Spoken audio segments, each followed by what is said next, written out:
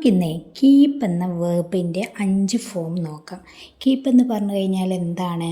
വെക്കുക എന്നാണ് അല്ലേ? അപ്പോൾ ഇതിൻ്റെ 5 ഫോം എന്തായിരിക്കും? ഫസ്റ്റ് ഫോം എന്ന് പറയുന്നത് കീപ്പാണ്. സെക്കൻഡ് ഫോം എന്ന് പറയുന്നത് എന്താണ്? കെപ്റ്റ് എന്നാണ്. കെപ്റ്റ്. അപ്പോൾ തേർഡ് ഫോം എന്തായിരിക്കും? കെപ്റ്റ് തന്നെയാണ് അല്ലേ? Third form കെപ്റ്റാണ്.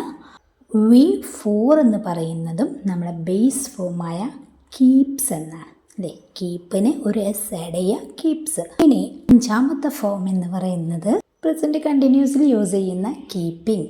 അപ്പോൾ 5 ഫോം ക്ലിയർ ആയല്ലോ. അപ്പോൾ വേർബുകളുടെ 5 ഫോം അറിയാതെ നമുക്ക് ഒരിക്കലും ഒരു സെൻറ്റൻസ് ക്രിയേറ്റ് ചെയ്യാനോ സംസാരിക്കാനോ ഇംഗ്ലീഷിൽ കഴിയില്ല. അപ്പോൾ അതുകൊണ്ട് തന്നെ ഏറ്റവും അത്യാവശ്യമായിട്ടുള്ള ഇംഗ്ലീഷിൽ വേർബുകളുടെ 5 ഫോം നമ്മൾ പഠിച്ചിരിക്കണം. Okay, thank you.